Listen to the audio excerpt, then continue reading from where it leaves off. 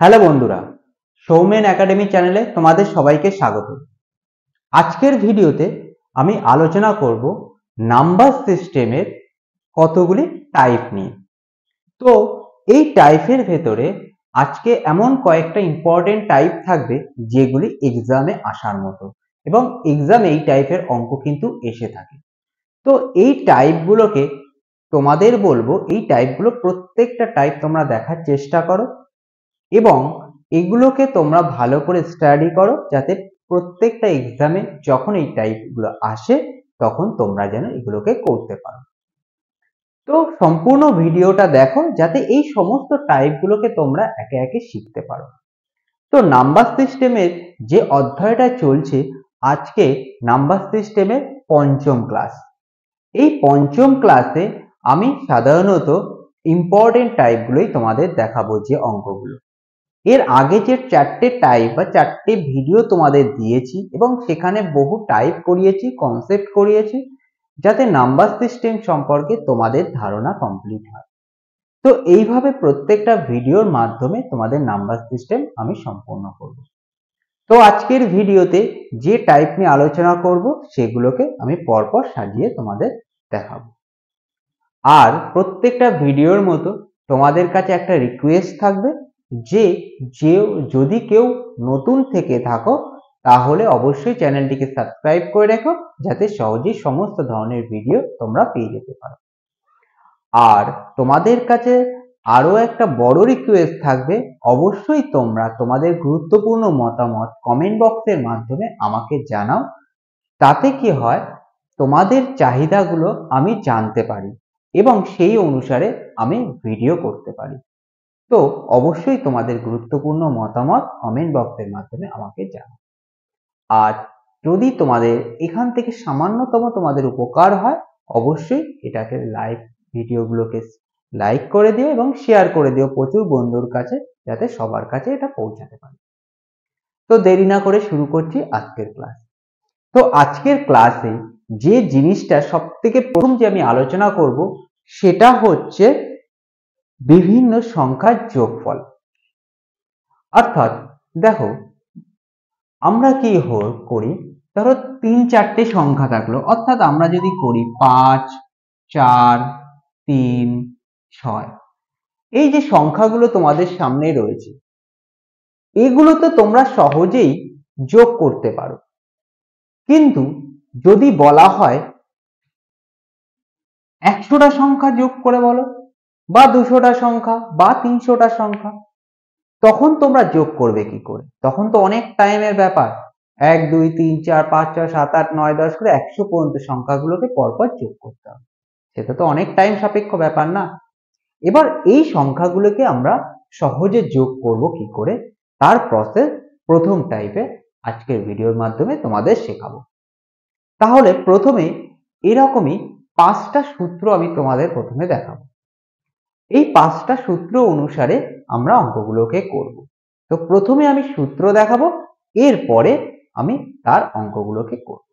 তাহলে দেখো, প্রথমে এই 5টা সূত্র কিভাবে হচ্ছে এবং এই সূত্রগুলোকে ব্যবহার করে আমরা অঙ্ক কিভাবে করতে পারি তার প্রসেসগুলো পরপর আমি সাজিয়ে নিচ্ছি। তোমরা এটাকে ফলো করো।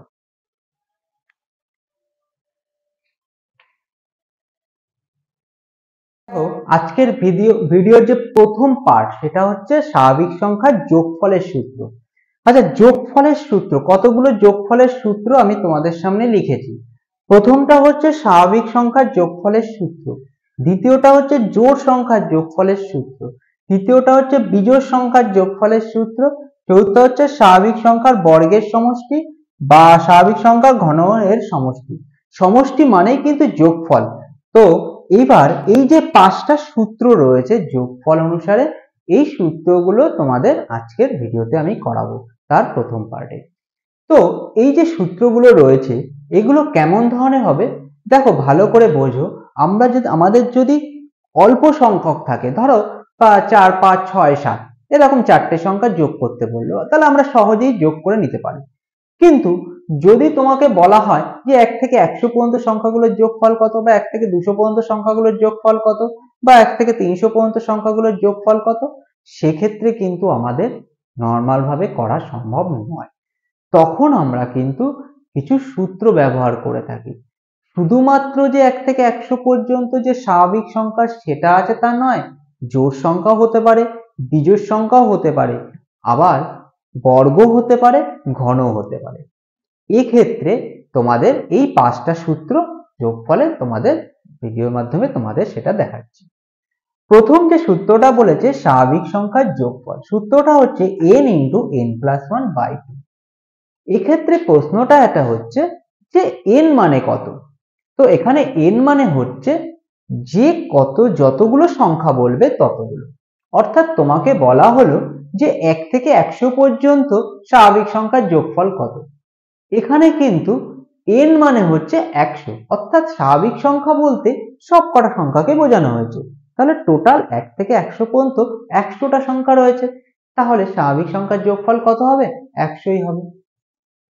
অর্থাৎ স্বাভাবিক সংখ্যার যোগফল না, তো স্বাভাবিক সংখ্যাটা টোটাল সংখ্যা, তো n মানে হচ্ছে 100। এবার কথা হচ্ছে যদি তোমাদের জোড় সংখ্যা বলে, অর্থাৎ জোড় সংখ্যার যোগফল বলল, এক্ষেত্রে দেখো n × n+1, এর মানে হচ্ছে এখানে n মানে হচ্ছে জোড় সংখ্যার পার্ট, অর্থাৎ জোড় সংখ্যার পার্ট। জোড় সংখ্যা কতগুলো? এখানে জোড় সংখ্যা অর্থাৎ যদি অঙ্কে বলা থাকে 1 থেকে 100 পর্যন্ত জোড় সংখ্যার সমষ্টি কত। এবার বলো তো 1 থেকে 100 পর্যন্ত কতগুলো জোড় সংখ্যা আছে? তো আমরা জানি 1 থেকে 100 পর্যন্ত মোট 50টা জোড় সংখ্যা আছে। তাহলে n মানে কিন্তু আমরা 50 ধরবো, 100 ধরবো না কখনো, কারণ টোটাল যতগুলো সংখ্যা আমাদের ক্যালকুলেশনের মধ্যে আসবে ততগুলো সংখ্যাই n হিসাবে আমরা ধরবো। এবার বিজোড় সংখ্যা ক্ষেত্রে যদি আসে, সেক্ষেত্রেও সেম একই প্রসেস, যে আমাদের যদি বলা হয় 1 থেকে 100 পর্যন্ত সংখ্যাগুলোর বিজোড় সংখ্যাগুলোর সমষ্টি কত, এক্ষেত্রেও আমরা বলতে পারি যে বিজোড় সংখ্যাগুলোর সমষ্টি আমাদের সমষ্টি বের করতে গেলে আমাদের লাগবে কত? 50টা। অর্থাৎ 1 থেকে 100 পর্যন্ত মোট 50টা বিজোড় সংখ্যা রয়েছে। এবার তোমাদের দ্বিতীয় বলেছে স্বাভাবিক সংখ্যা বর্গের সমষ্টি। অর্থাৎ বর্গ মানে কি? বর্গ মানে এরকমই বোঝাচ্ছে, হলো 1 বর্গ, 1 মাথায় 2, 2 মাথায় 2, 3 মাথায় 2, 4 মাথায় 2, এগুলো হচ্ছে বর্গ। এই বর্গের যোগফল তোমাকে বের করতে বলেছে, অর্থাৎ স্বাভাবিক সংখ্যা বর্গের যোগফল। এটা হচ্ছে তার সূত্র n × n+1 × 2n+1/6। এখানে n মানে হচ্ছে যে কটা সংখ্যা বলবে সে কটা, এখানে কিন্তু ওরকম জোড় বিজোড়ের মতো কোনো তফাৎ নেই। তার লাস্টে যেটা বলেছে স্বাভাবিক সংখ্যার ঘনের সমষ্টি। আচ্ছা, ঘন মানে কি? ঘন মানে হচ্ছে 1 মাথায় 3, 2 মাথায় 3, 3 মাথায় 3, 4 মাথায় 3। অর্থাৎ যে কোনো সংখ্যার মাথায় যদি 3 থাকে সেটাকে বলা হয় ঘন। তাহলে এই ঘন যখন বের করতে হবে, তার সূত্রটা হচ্ছে n × n+1/2 এর বর্গ, মানে এটাকে টোটালটাই হোল স্কয়ারের মধ্যে রাখতে হবে। আচ্ছা, এক্ষেত্রে কিন্তু আমাদের যে কটা সংখ্যা বলে দেবে সে কটা সংখ্যাই কিন্তু n হবে। এই জিনিসগুলোকে আমাদের মাথায় রাখতে হবে। এই যে 5টা সূত্র তোমাদের সামনে রয়েছে, এই সূত্র অনুসারে তোমাদের কিন্তু অঙ্কগুলো করতে হবে। এবার দেখে নাও কিছু অঙ্ক আমি তোমাদের দেখাচ্ছি, যে অঙ্কগুলো এই সূত্র অনুসারে কিন্তু আমাদের করতে হবে। তো দেখে নাও এবার এই সূত্র অনুসারে কি কি অঙ্ক এক্সামে আসতে পারে।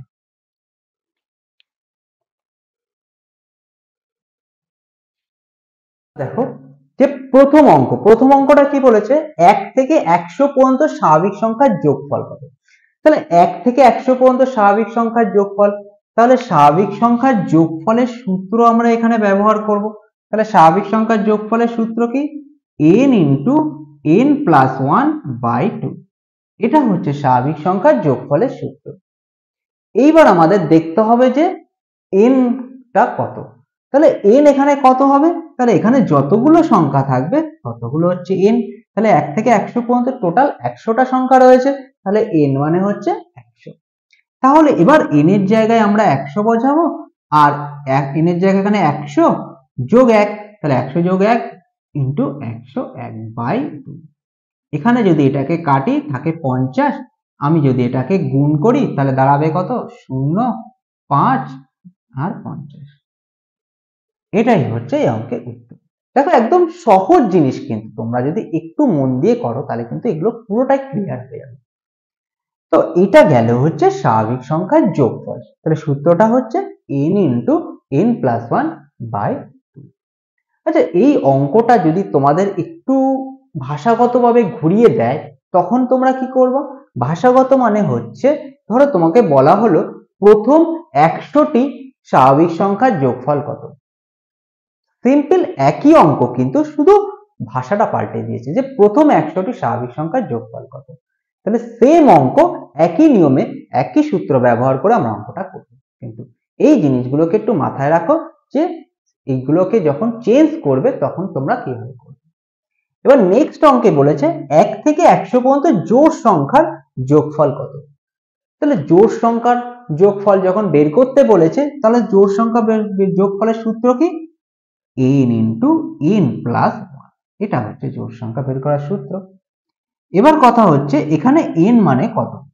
তাহলে এবার বলো তো, আমি তো আগেই বললাম 1 থেকে 100 পর্যন্ত যদি জোড় সংখ্যা বলা হয় সেক্ষেত্রে কিন্তু n মানে হচ্ছে টোটাল 1 থেকে 100 বললে তাকে অর্ধেক করে দিতে হবে, অর্থাৎ 1 থেকে 100 পর্যন্ত জোড় সংখ্যা হচ্ছে 50। তাহলে n মানে এখানে ধরবো 50। এগুলো কিন্তু একটু খেয়াল রাখতে হবে। তাহলে n মানে যদি 50 ধরি, তাহলে n ইন্টু 50 ইন্টু 50 যোগ 1 মানে 51। তাহলে এটাকে যদি গুণ করি 0, 5 অক্ষে 5, 5 5 25, অর্থাৎ 2550। এটাই হচ্ছে অঙ্কের উত্তর। তো খেয়াল, আমাদের জিনিসগুলোকে প্রত্যেকটা পার্টে পার্টে যখন অঙ্ক দেবে তখন এই জিনিসগুলোকে শুধু খেয়াল করতে হবে। অঙ্ক কিন্তু খুব সহজ, কিন্তু আমাদের এই ছোট ছোট জিনিসগুলো খেয়াল করতে হবে। এবার একটা জিনিস তোমাদের শুধু বলি যে আমাদের যে অঙ্কটা রয়েছে, যে জোড় সংখ্যা 1 থেকে 100 পর্যন্ত জোড় সংখ্যার যোগফল যে অঙ্কটা রয়েছে, এই অঙ্কটাকে একটু ঘুরিয়েও তোমাদের সামনে দিতে পারে। কেমন? তোমাদের বলল যে প্রথম 50টি জোড় সংখ্যার যোগফল কত। প্রথম 50টি জোড় সংখ্যার যে যদি যোগফল তোমাদের সামনে চায় সেক্ষেত্রে কিন্তু অঙ্ক সেম হবে, কারণ এক্ষেত্রে কিন্তু আমরা অর্ধেক করব না, এখানে অর্ধেক করে 25 আমরা লিখবো না, কারণ এখানে তো বলেই দিয়েছে যে প্রথম 50টি সংখ্যা, তাহলে n মানে ওই 50ই ধরবে। তো এই ভাষাগত দিকগুলোকে তোমরা একটু ঠিক করে বুঝে নাও। তাহলে 1 থেকে 100 বললে আমরা ওটাকে অর্ধেক করে নিচ্ছি, আর যদি প্রথম 50টি বলা হয় তাহলে কিন্তু আমরা কিচ্ছু করছি না, ওই 50টি আমরা n ধরছি। এবার তোমাদের জোড় সংখ্যার জায়গায় যদি বিজোড় সংখ্যা বলে তখন আমরা কি করব? তাহলে বিজোড় সংখ্যার সূত্রটা তো আমরা জানি যে কিভাবে কি করতে হয়।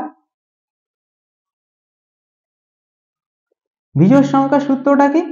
n square. তো বিজোড় সংখ্যার ক্ষেত্রেও কিন্তু আমাদের সেম প্রসেস আমরা ফলো করব।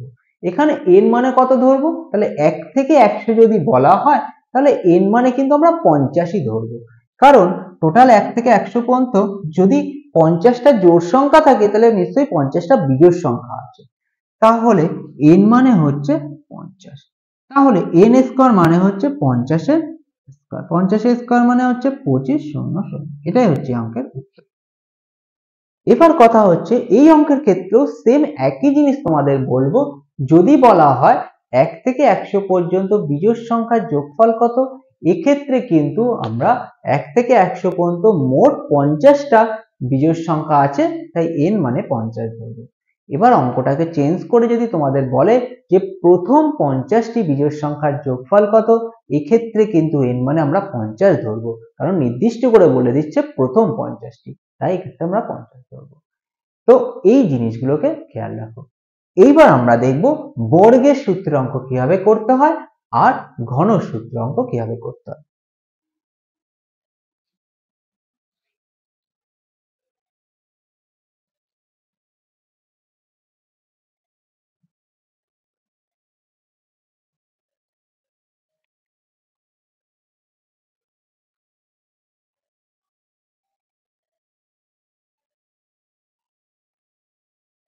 আচ্ছা, পরের অঙ্কটা দেখো বলেছে 1 থেকে 10 পর্যন্ত। 100 লিখলাম না কারণ সংখ্যাটা অনেক বড় হয়ে যাবে, তাই আমি ছোট সংখ্যাতে তোমাদের বোঝানোর চেষ্টা করতাম। আচ্ছা, এখানে আমি 10 এর জায়গায় 50 দিয়ে দিলাম, তাহলে করতে সুবিধা হবে। তাহলে এখানে দেখো 1 থেকে 50 পর্যন্ত স্বাভাবিক সংখ্যার বর্গের যোগফল কত। 1 থেকে 50 পর্যন্ত স্বাভাবিক সংখ্যার যদি বর্গের যোগফল তোমাকে দেয় তখন বর্গের সূত্র আমাদের বের করতে হবে। স্বাভাবিক সংখ্যা বর্গের যোগফল, তাহলে n into n plus 1 2n plus 1 by 3, এটা হচ্ছে স্বাভাবিক সংখ্যার বর্গের যোগফলের সূত্র। এখানে n আমরা কত ধরবো? এখানে n কিন্তু আমরা 50ই ধরবো, কারণ এখানে কিন্তু আমাদের বলে দিয়েছে 1 থেকে 50 পর্যন্ত। কিন্তু স্বাভাবিক সংখ্যা মানে আমরা যে কটা সংখ্যা বলবে সে কটাই আমাদের করতে হবে। তাহলে n মানে যদি 50 ধরি, তাহলে 50 ইন্টু 50 যোগ 1 মানে হচ্ছে 51 ইন্টু 50 দুগুণী 100 যোগ 1 হচ্ছে 101 বাই 6। এবার যদি এটাকে কাটাকুটি করি তাহলে থাকে কত? এখানে থাকবে হচ্ছে 2, এখানে থাকবে 17, 2 দিয়ে কাটলে থাকে 25। তাহলে গুণ করতে হচ্ছে 25 ইন্টু 17 ইন্টু 101। তো এটা গুণ করলে তোমাদের অ্যান্সার চলে আসবে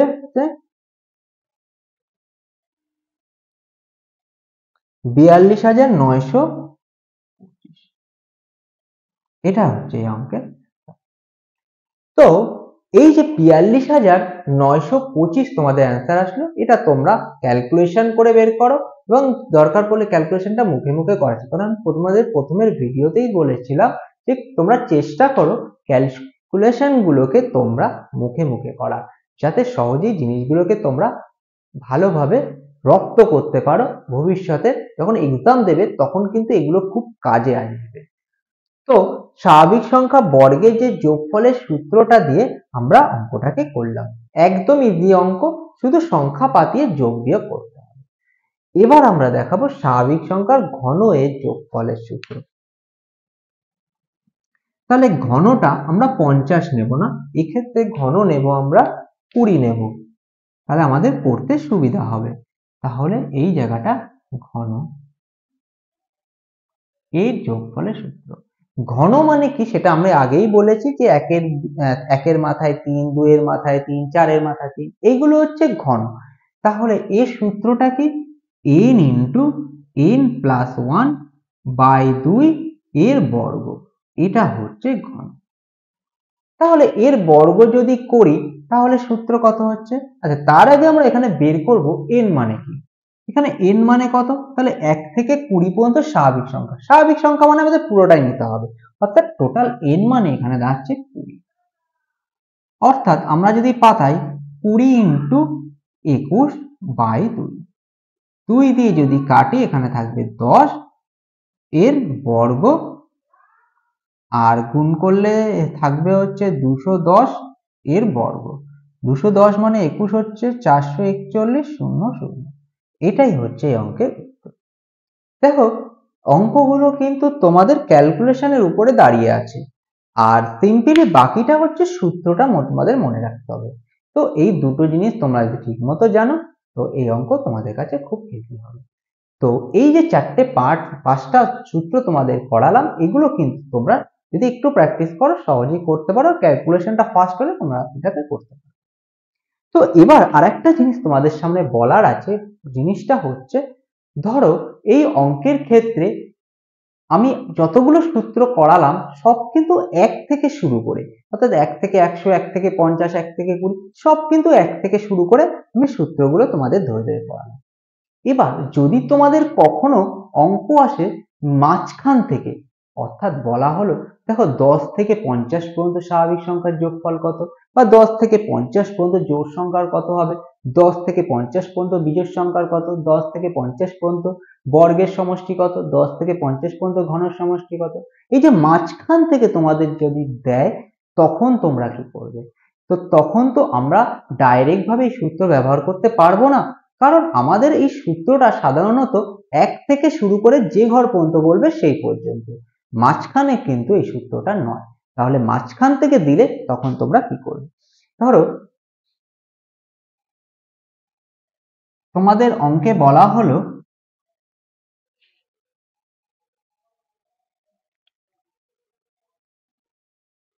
10 থেকে 50 পর্যন্ত স্বাভাবিক সংখ্যার যোগফল কত। তো 10 থেকে 50 বলেছে, এখানে তো 1 থেকে শুরু করেনি, তো 10 থেকে 50 পর্যন্ত অর্থাৎ মাঝখান থেকে যদি শুরু করে তখন কি করতে হবে?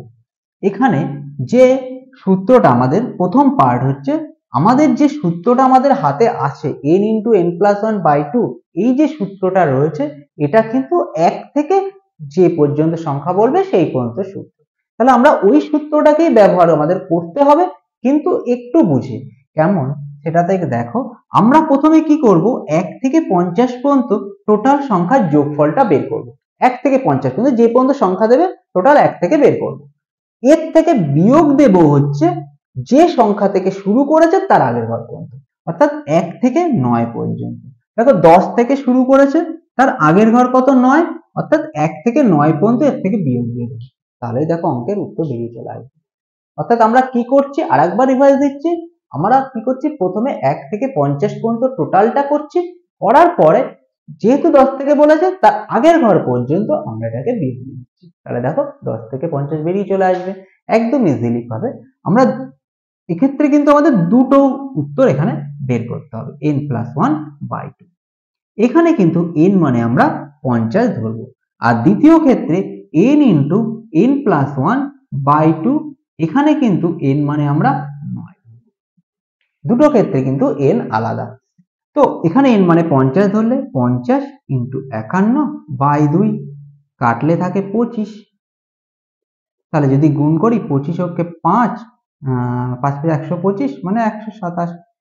আর এর থেকে বিয়োগ দেব যদি এখানে 9 থাকে, 9 × 10/2, 2 দিয়ে কাটলে 5, 5 9 কত? 45। তাহলে 45 থেকে এটা বিয়োগ দিলে 1230। এটাই হচ্ছে অঙ্কের উত্তর। দেখো একদম ইজিলি ভাবে জিনিসটাকে করতে পারি, যদি একটু ভালো করে বোঝো সহজেই কিন্তু এগুলোকে করতে পারবে। তাহলে মাঝখান থেকে যদি বলে তখন কি করতে হবে সেটাকে তোমাদের অঙ্কের মাধ্যমে বুঝিয়ে দিলাম। তো এইবার তোমরা এই অঙ্কগুলোকে বাড়িতে তোমরা যে কোনো টপিকের মাধ্যমে তোমরা এগুলোকে নাও এবং যে কোনো অঙ্ক তোমরা দেখো এবং সেখান থেকে করার চেষ্টা করো। সূত্রকে মনে রাখো, সেগুলোকে প্র্যাকটিস করো। মুখস্থ কিন্তু তোমাদের করতে বলছি না, অঙ্ক প্র্যাকটিস করো, সেখান থেকে এটা মনে রেখে যাবে। আশা করবো এরপরে এই ধরনের অঙ্ক কিন্তু তোমাদের অসুবিধা হবে না। তো এই জিনিসগুলোকে একটু ভালো করে করার চেষ্টা করো, আমি কিন্তু সহজেই এগুলোকে আমাদের করিয়ে দেবো। তো এরপরে আসলে আজকের দ্বিতীয় টপিক। তো আজকের দ্বিতীয় যে টপিকটা হচ্ছে সেটা হচ্ছে ইউনিট ডিজিট, অর্থাৎ একক স্থানীয় সংখ্যা। তো এবার দেখে নাও একক স্থানীয় সংখ্যার অঙ্কগুলোকে আমরা কিভাবে করতে পারি।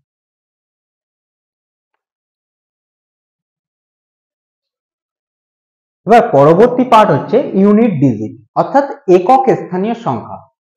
আচ্ছা, প্রথমে আমরা জেনে নিই একক স্থানীয় সংখ্যাটি কি।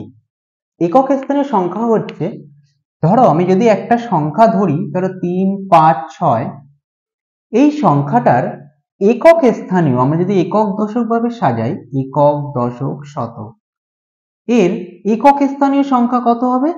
6। অর্থাৎ আমাদের যে সংখ্যাই থাকুক না কেন অঙ্কে, আমাদের মেন কাজ হচ্ছে এককের ঘরের সংখ্যা নিয়ে। আমাদের আদার যে সংখ্যা থাকবে সেখানে এই সংখ্যাগুলো নিয়ে কিন্তু আমাদের অঙ্কে কোনো কাজ হবে না, শুধুমাত্র এককের ঘরের সংখ্যা যেটা থাকবে সেটা নিয়েই আমাদের অঙ্কে কাজ করতে হবে। অর্থাৎ একক স্থানীয় সংখ্যার অঙ্কগুলো যতগুলোই অঙ্ক থাকুক না কেন, তার এককের ঘরের অঙ্ক নিয়ে আমাদের অঙ্ক করতে হবে। ধরো একটা এক্সাম্পল হিসাবে আমরা যদি নিই, ধরো 3 5 6 গুণ 2 8 3।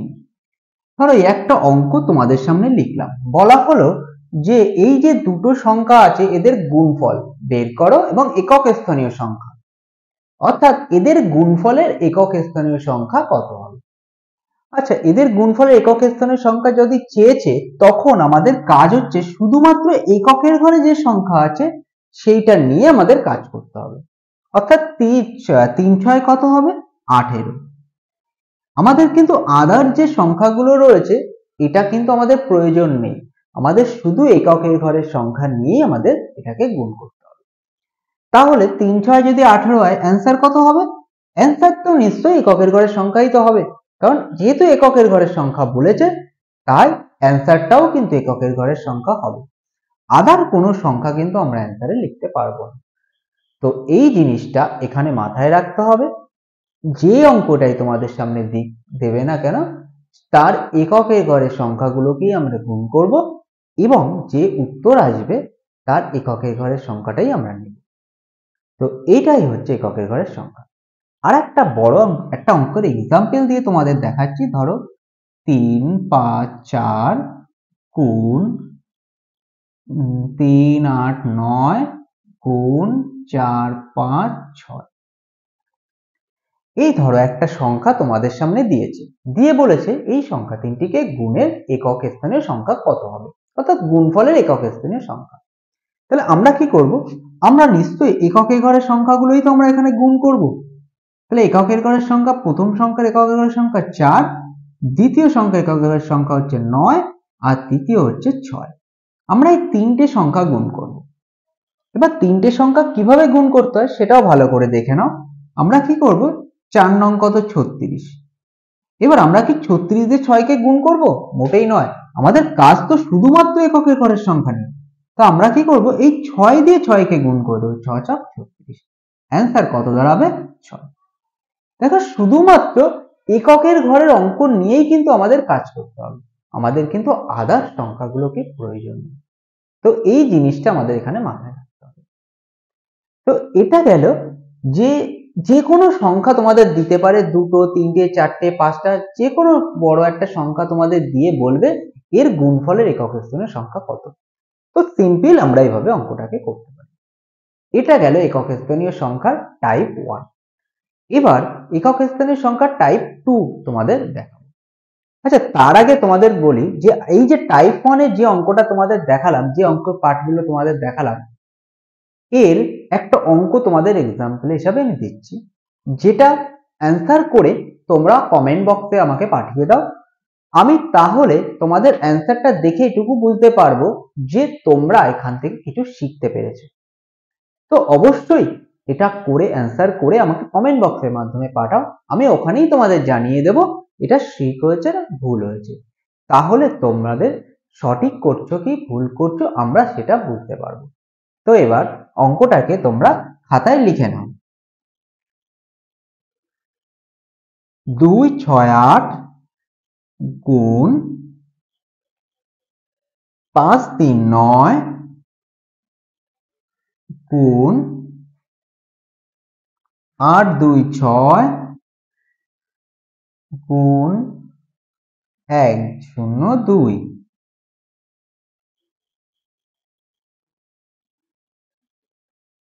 এটা হচ্ছে আজকে প্রথম হোমওয়ার্ক।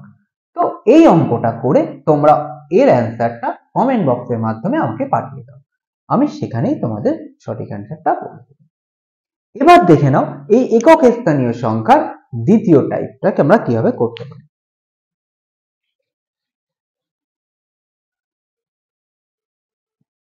দেখো, প্রথমে দ্বিতীয় টাইপটা বোঝানোর আগে একটা অঙ্ক তোমাদের আমি পাঠাচ্ছি এবং কি ধরনের অঙ্ক আমরা দ্বিতীয় টাইপে করব তার এক্সাম্পল হিসেবে আমরা লিখছি। ধরো একটা সংখ্যা লিখলাম 3, 4, 5, এর পাওয়ার চলে আসবে অর্থাৎ 25। ধরো কোনো একটি সংখ্যা থাকলো, তার পাওয়ার যখন চলে আসবে, এই পাওয়ার ভাঙানোর পর তার একক স্থানে যে উত্তরটা আসবে তার একক স্থানের সংখ্যাটা আমাদের প্রয়োজন। অর্থাৎ একে ভাঙানোর পর যে উত্তর আসবে তার একক স্থানে অঙ্কটা কি হবে, এটাই হচ্ছে প্রশ্ন। এবার পাওয়ার থাকলে আমরা তখন একক স্থানের সংখ্যা কিভাবে বের করব সেটাকে দেখো। আচ্ছা, প্রথমে আমাদের খেয়াল রাখতে হবে যে আমাদের কাজ কিন্তু শুধুমাত্র এককের ঘরের সংখ্যা নিয়ে। এবার এককের ঘরের সংখ্যা যদি 0 থাকে বা 1 থাকে বা 5 থাকে বা 6 থাকে, এই চারটে সংখ্যা যদি এককের ঘরে থাকে তাহলে পাওয়ার যত বড়ই হোক না কেন অ্যান্সার কিন্তু সেই সংখ্যাটাই হবে। যেমন এক্সাম্পল হিসাবে তোমাকে বলছি, ধরো এই অঙ্কটা তোমাদের সামনে রয়েছে, এর এককের ঘরের উত্তরটা কত হবে? উত্তরটা হবে, যেহেতু এককের ঘরে 5 রয়েছে তাই এর অ্যান্সার কিন্তু 5ই হয়ে যাবে, আমাদের অঙ্ক করাই লাগবে না। শুধুমাত্র ফলো করতে হবে এই চারটে সংখ্যার মধ্যে আছে কিনা, যদি থাকে তাহলে সেই সংখ্যাটাই অ্যান্সার হয়ে যাবে। আর একটা অঙ্কের এক্সাম্পল নিয়ে তোমাদের দেখাচ্ছি। ধরো 3 4 1 6 4 2 1। তো এই যে অঙ্কটার এর এককের ঘরের সংখ্যাটাকে আগে দেখো। এই সংখ্যাটা যদি চারটে সংখ্যার মধ্যে থাকে তাহলে যে সংখ্যাটা থাকবে সেটাই উত্তর হয়ে যাবে। পাওয়ারের এখানে কোনো প্রয়োজন নেই, পাওয়ার যতই থাকুক না কেন আমাদের এটা দেখারই দরকার নেই। তাহলে এই চারটে সংখ্যা থাকলে আমাদের কি করতে হবে আশা করি তোমরা বুঝতে পেরেছো। এবার আমরা করব এই চারটে সংখ্যা বাদে যদি অন্য কোনো সংখ্যা থাকে তখন আমরা কি করব সেটাকে দেখো। এবার চারটে সংখ্যা বাদে যদি অপর সংখ্যা থাকে, যেমন অঙ্ক হিসাবে যদি নিই 3 4 7, পাওয়ারে ধরলাম 24, বা তুমি ধরতে পারো এখানে 243 পাওয়ারে রয়েছে। তো যদি অন্য সংখ্যা মানে এখানে 7 এসছে, অন্য সংখ্যার ভেতরে বলতে গেলে 2 থাকতে পারে, 3 থাকতে পারে, 4 থাকতে পারে, 7 থাকতে পারে, 8 থাকতে পারে, 9 এই সংখ্যাগুলোকে থাকতে পারে। বাকি তো যে চারটে সংখ্যা তোমাদের বলে দিলাম ওই চারটে সংখ্যা তো সেম অ্যান্সার আসবে।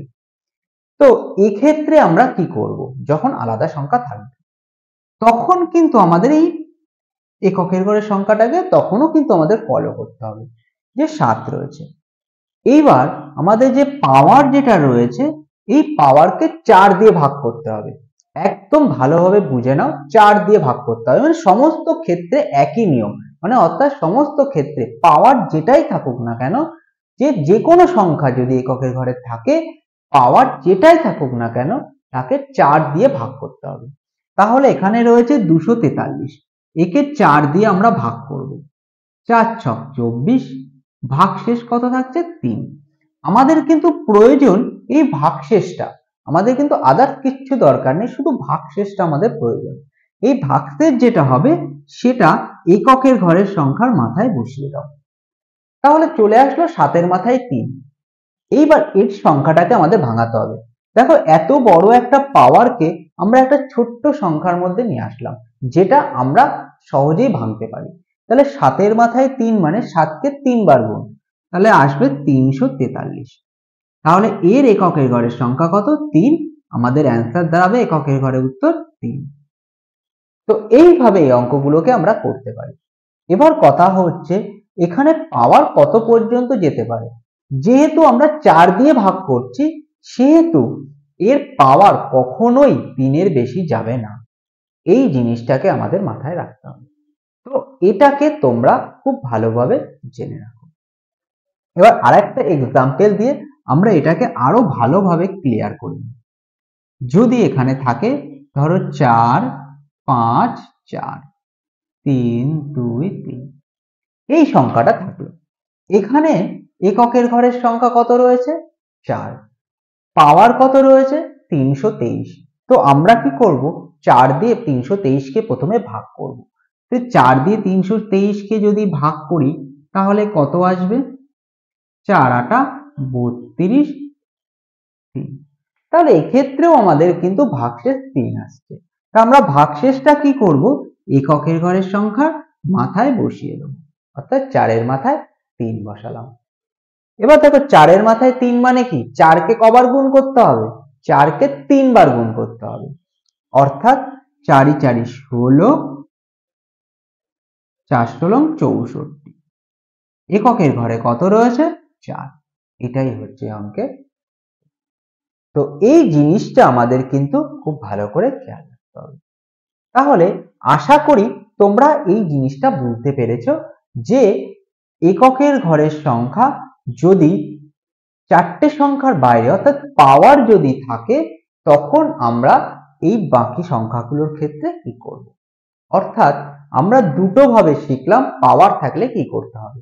একটা হচ্ছে এককের ঘরের সংখ্যা যদি 0 1 5 6 এই চারটে সংখ্যা থাকে তাহলে যে সংখ্যা থাকবে সেটাই অ্যান্সার হয়ে যাবে, পাওয়ার যত বড়ই থাকুক না কেন আবার এককের ঘরের সংখ্যা যদি আলাদা কোনো সংখ্যা থাকে সেক্ষেত্রে আমাদের পাওয়ারকে 4 দিয়ে ভাগ করতে হবে, তার যে ভাগশেষ থাকবে সেটা কি করব, এককের ঘরের সংখ্যার মাথায় বসিয়ে দেব এবং সেই সংখ্যাটাকে ভাগ করার পর বা ভাঙানোর পর যেটা এককের ঘরের সংখ্যা থাকবে সেটাই অ্যান্সার হবে। একদম সহজ পদ্ধতি, তোমরা এভাবে করতে পারো। এইবার এখানে একটা প্রশ্ন আসে, প্রশ্নটা হচ্ছে কেমন, ধরো 4 দিয়ে তো পাওয়ারকে ভাগ করলাম, ভাগ করার পরে যদি 1 আসে তো এর মাথায় বসিয়ে আমরা ভাঙাতে পারছি, যদি 2 আছে এর মাথায় বসিয়ে ভাঙাতে পারছি, যদি 3 আছে এর মাথায় বসিয়ে ভাঙাতে পারছি। কিন্তু যদি মিলে যায় অর্থাৎ কোনো ভাগশেষই যদি না থাকে তখন আমরা কি করব?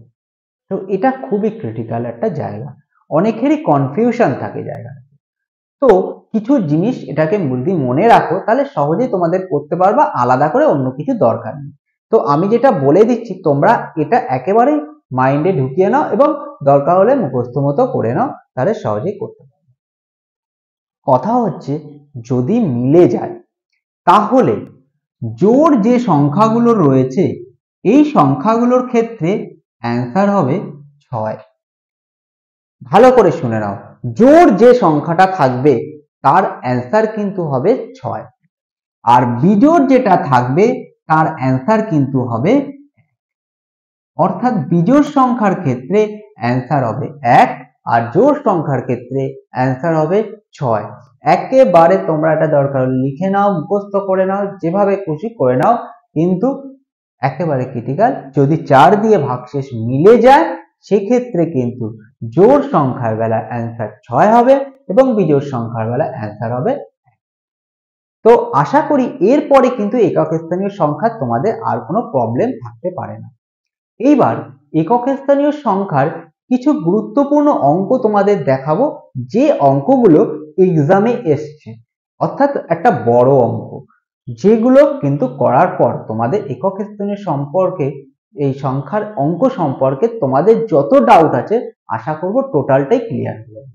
তো এবার দেখে নাও একক স্থানীয় সংখ্যার কিছু অঙ্ক যেগুলো আর প্রিভিয়াস ইয়ারে এক্সামে এসেছে, দেখে নাও।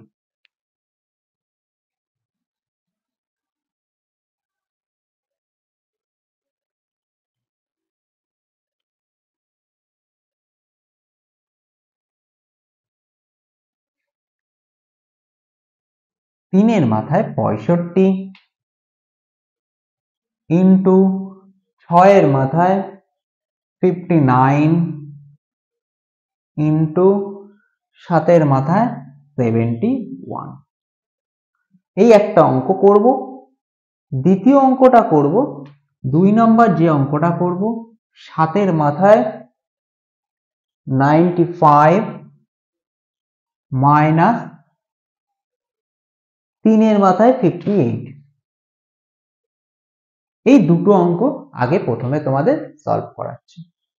তো কিভাবে করব অঙ্ক দুটো দেখে নাও। আচ্ছা, প্রথমে আমরা কি করব, প্রত্যেকটা সংখ্যার এককের স্থানীয় সংখ্যাটা আমরা বের করব, প্রত্যেকটা আলাদা আলাদা করে।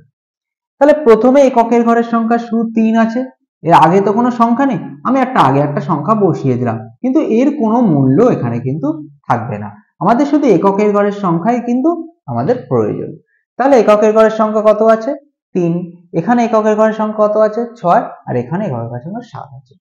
তো এর মধ্যে একটা সংখ্যা রয়েছে এককের ঘরে 6। তো আমি তো আগেই তোমাদের বলেছিলাম যদি 0, 1, 5, 6 এই চারটে সংখ্যার মধ্যে থাকে তাহলে এখানে যে সংখ্যাটা থাকবে সেটাই কিন্তু উত্তরে চলে আসবে, অর্থাৎ 6 হলে এখানে 6ই চলে আসবে। এইবার 3 আর 7-এর সময় কি করতে হবে, তখন আমাদের পাওয়ারকে 4 দিয়ে ভাগ করতে হবে। তাহলে 65-কে আমরা যদি 4 দিয়ে ভাগ করি, 4 অক্ষে 4, 25, 4 ছক 24, ভাগশেষ থাকছে 1। আর নিয়ম অনুসারে ভাগশেষ যেটা থাকবে সেটা এককের ঘরের সংখ্যার মাথায় বসিয়ে দিতে হবে।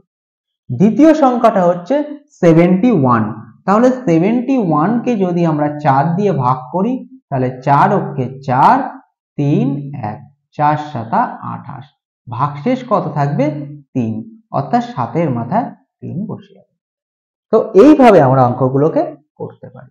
এবার দেখো আমরা যদি এটাকে ভাঙাই তাহলে 3 থাকবে এখানে 6 থাকবে, 7 মাথায় 3 মানে 343, মানে 7কে 3 বার গুণ করতে হবে। তাহলে এবার যদি গুণ করি 3 6 কত 18, এখানে 8 আসছে, 8 দিয়ে 3কে 3, 3 8 24, তাহলে আমাদের উত্তর দাঁড়াচ্ছে কত 4। তো এইভাবে ছোট ছোট মুভমেন্টে আমরা অঙ্কটাকে ক্লিয়ার করতে পারি। এই পাশে যে অঙ্কটা বলেছি সেটাকে দেখো কিভাবে করতে হয়। 7 আর 3, তার মানে পাওয়ার রয়েছে 95, একে 4 দিয়ে ভাগ করো, 4 দুগুণী 8 মানে 15, তাহলে 3 4 12, মানে এখানে থাকছে 3, অর্থাৎ 7 মাথায় 3, মাইনাস এখানে থাকছে 58, যদি 4 দিয়ে ভাগ করি 4 অক্ষে 4, 1 18, 4 4 16, মানে 2, মানে 3 মাথায়। দেখো ইজিলি একদম খুব সহজ জিনিস, একবার যদি ভালোভাবে ভালো করে বুঝতে পারো তাহলে কিন্তু আর এগুলো নিয়ে কোনো প্রবলেমই থাকবে না। তো এটাকে যদি ভাঙাই 7 মাথায় 3 মানে কত 343, আর 3 মাথায় 2 মানে 3 3 9, তাহলে এখানে দেখো আমাদের বিয়োগ করতে বলেছে, তো এটা খুবই ক্রিটিক্যাল। আমরা কিন্তু শুধু এককের ঘরের সংখ্যা নিয়ে বিয়োগ করতে পারি না, কারণ এককের ঘরের সংখ্যা নিয়ে যদি বিয়োগ করি তাহলে কিন্তু এখানে 3 থেকে 9 বিয়োগ করতে হবে, এটা কিন্তু খুব ভুল কথা। আমরা কি করব তখন দুটো ঘর নিয়ে নেব, 43 থেকে 9 বিয়োগ করব। তাহলে 43 থেকে যদি 9 বিয়োগ করি তাহলে কত থাকছে, 3 কমছে 6, মানে 34 থাকছে এখানে। তাহলে এককের ঘরে কত থাকছে 4, এটাই হচ্ছে অঙ্কের উত্তর। তো এই ছোট ছোট জিনিসগুলোকে আমরা যদি খেয়াল করে করতে পারি তাহলে কিন্তু ওই কোনো বড় অঙ্ক আমরা সেটাকে সাকসেসফুল করতে পারবো।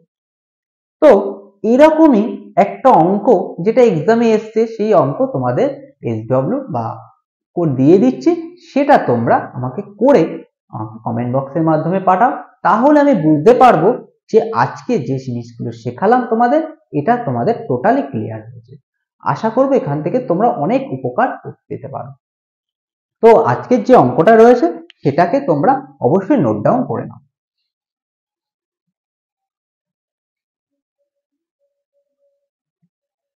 তো যে অঙ্কটা দিচ্ছি সেটাকে লেখো প্রথমে। এসডব্লিউর অঙ্ক 3 2 5 4, 3 2 5 4,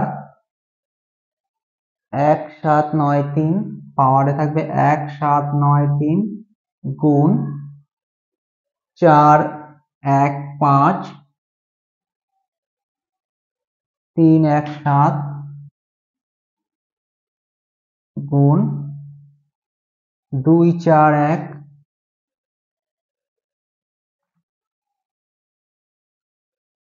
4 9 1। দেখো একটা বড় অঙ্ক তোমাদের দিলাম, কিন্তু সহজ, যদি মন দিয়ে করো তাহলে কিন্তু এটা পুরো ভালোভাবে তোমরা করতে পারবে। যদি এতক্ষণ ক্লাসের জিনিস তুমি যদি বুঝতে পারো তাহলে এটা তোমার কাছে খুব সহজ হয়ে যাবে। তো অবশ্যই অঙ্কটা করে আমাকে এর অ্যান্সারটা কমেন্ট বক্সের মাধ্যমে আমাকে পাঠাও।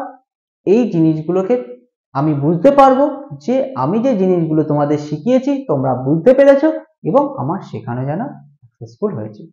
আশা করব এখান থেকে তোমরা অনেক কিছু শিখে যেতে পারবে। তো আজকের ভিডিওর মাধ্যমে তোমাদের এই দুটো টপিক আমি তোমাদের করিয়েছি, একটা হচ্ছে তোমাদের যোগফলের সূত্র, আর একটা হচ্ছে একক স্থানীয় সংখ্যা অর্থাৎ ইউনিট ডিজিট। তো তোমাদের কেমন লাগলো অবশ্যই সেই জিনিসটা কিন্তু আমাকে জানাতে ভুলো না কিন্তু। তো এইগুলো কিন্তু তোমাদের খুব প্রয়োজন, যে যে জিনিসগুলো প্রয়োজন সেগুলো কিন্তু আমাকে অবশ্যই কমেন্ট বক্সের মাধ্যমে জানাও, আমি সেগুলোকে করার চেষ্টা করব। আর যদি আজকের ভিডিও থেকে তোমাদের সামান্যতম উপকার হয় অবশ্যই বলবো ভিডিওটাকে লাইক করে দিও এবং শেয়ার করে দাও প্রচুর বন্ধুর মাধ্যমে, যাতে সবার কাছে এগুলোকে পৌঁছাতে পারে। আর তোমাদের কাছে বারবার রিকোয়েস্ট, তোমাদের যে জিনিস বুঝতে অসুবিধা অবশ্যই তোমরা কমেন্ট বক্সের মাধ্যমে আমাকে জানাও, আমি সেগুলোকে ক্লিয়ার করার চেষ্টা করব, দরকার হলে ভিডিও দিয়ে তোমাদের আবার সেই জিনিসটাকে বুঝিয়ে দেওয়ার চেষ্টা করব। এবং এগিয়ে যাও এবং দেখতে থাকো সৌমেন একাডেমি চ্যানেল এবং প্রত্যেকটা ভিডিও দেখো, যাতে এক্সামে প্রস্তুতি নিতে তোমাদের কোনো অসুবিধা না হয় সেই দিকে আমি খেয়াল রাখবো এবং প্রত্যেকটা জিনিস খুঁটিনাটি জিনিসগুলো আমি ভিডিওর মাধ্যমে তোমাদের শেখাতে থাকবো। তো আজকের ভিডিও এই পর্যন্তই, দেখা হবে নেক্সট ক্লাসে। ততক্ষণে তোমরা প্রস্তুতি নিতে থাকো। থ্যাংক ইউ বন্ধুরা ভিডিওটিকে সম্পূর্ণ দেখার জন্য।